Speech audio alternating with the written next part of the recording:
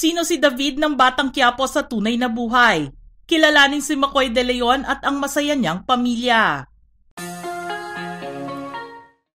Tila malayo na ang narating ng aktor na si McCoy De Leon kung ang pag-uusapan ay tungkol sa kanyang showbiz career. Sino ba naman kasi ang mag-aakala na siya ngayon ang kinaiinisan at kinasusuklaman ng mga manonood at tagahanga ng seryeng Batang Quiapo? Sa pagganap niya sa karakter ni David, hindi niya inasahan na magkakaroon ng impact ang pangalan niya sa buhay ng ordinaryong tao sa labas ng showbiz. Kung maging household name man si David, ay puro hindi magagandang salita ang maririnig sa mga taong nakakakilala sa kanyang karakter. Masasabing nahasa ang acting skills ni McCoy dahil nabigyan niya ng hustisya at ipinakita ang kasamaan ng ugali ni David. Pero bago siya makilala bilang ang masamang si David sa Batang Quiapo, nakita mo na siyang nagpa-perform sa stage ng It's Showtime bilang miyembro ng all-male dance group na Hashtag. Napanood din siyang umarte sa seryeng Be Careful With My Heart. Simpleng tao lang si McCoy bago nag-showbiz na nag-aral ng high school sa San Sebastian College, Recoletos. Pagkatapos ay sinubukan niyang kumuha ng degree sa Bachelor of Science in Civil Engineering sa Mapua University. Ngunit nagpasya siyang huminto upang ipagpatuloy na lang ang kanyang karera sa pag-arte. Bukod sa pagiging dancer at commercial model, napasama na rin siya at napanood sa Once Upon a Time, Ang Probinsyano at The Good Son. Ginawa rin niya ang mga pelikulang Sin Island, Ang Panday, G, Block Z at Deleter. Sa kasikatan niya ngayon bilang isang magaling na kontrabida, marami ang nagsasabing malayo ang mararating niya bilang isang aktor. Malaki rin kasi ang naging impluwensya ng kanyang mga magulang sa acting niya ngayon dahil kilala sila na mula sa teatro. Ang ama rin niya ang unang kinilala niyang mentor sa pag-arte. Sumunod ang Batang Quiapo na tumulong na maglabas ng kanyang kakayanan sa pag-arte, lalo na sa pagbibigay buhay niya kay David.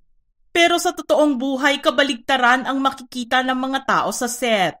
Ang madalas nilang pagtatalo ni Santino, na ginampanan ni Ronaldo Martin, ay sa eksena lang makikita dahil kapag nag-cut na ang direktor, balik sila sa pagiging malapit nila sa isa't isa. Kwento nga ni McCoy kapag kukuhanan na ang mga ganoong klaseng eksena, nagkakatawanan na lang sila sa set dahil maganda talaga ang pagkakaibigan nila sa trabaho. Si John Estrada na gumaganap bilang ama niya sa serye ay parang tunay na ama na rin ang turing niya off-cam na madalas magbigay sa kanya ng mga payo pagdating sa pag-arte. Nariyan din sina Cherry Pie Picache at Charo Santos na noon ay pinangarap lang makasama ni McCoy sa trabaho pero ngayon ay gumaganap pang nanay at lola niya. Ang pagkakasama niya sa serye ay kakaibang saya ang naidulot sa kanya. Kaya naman hiling niya na wag munang alisin ang kanyang karakter dahil tiyak na ikalulungkot niya ito. Mahirap man na gumanap bilang kontrabida dahil kaiinisan talaga ito ng mga manonood. Nag-e-enjoy naman siya sa pagganap nito. Para kay McCoy, hindi limitado ang acting ng isang kontrabida at marami itong maipapakita sa mga manonood. Taliwas sa kanyang karakter, family-oriented talaga si McCoy sa tunay na buhay. Motivation din niya sa magaling na pagganap kay David ay ang kanyang mga mahal sa buhay. Masaya rin siya dahil kapiling niya ang kanyang pamilya at hangad lang naman ni McCoy na maging isang maayos at mabuting ama at padre de pamilya. At dahil maganda ang pagpapalaki sa kanya ng kanyang mga magulang, alam niya ang halaga ng paggalang sa mga ito.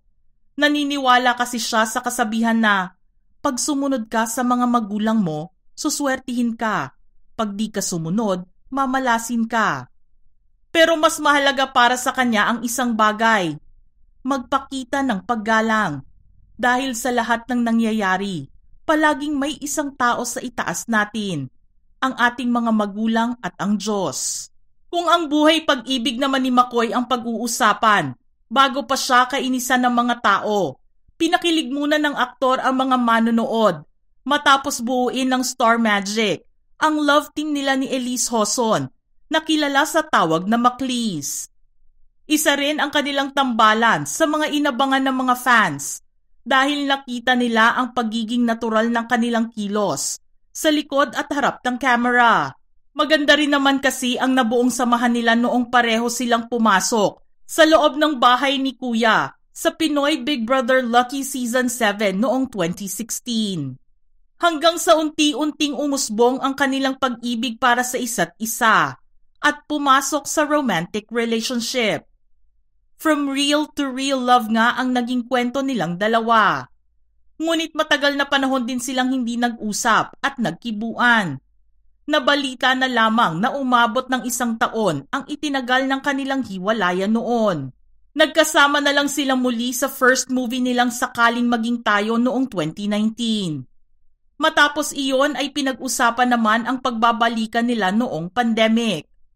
Doon ay pareho silang nagdesisyon na gawin itong low-key at hindi na ilabas pa sa publiko ang tungkol sa kanilang relasyon.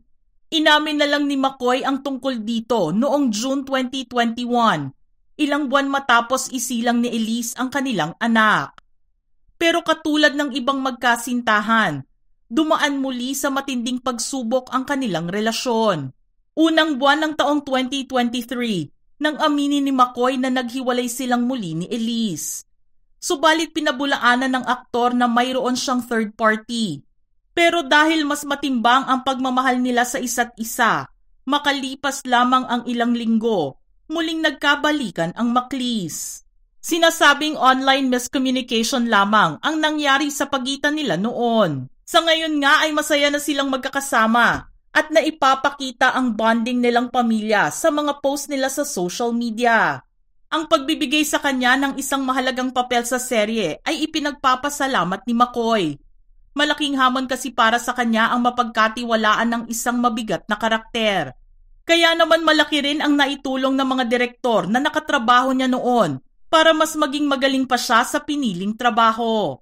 Kaya naman masaya siya kapag may naririnig mula sa mga fans na siya ang ginagawa nilang inspirasyon para mas maging mabuti sa buhay.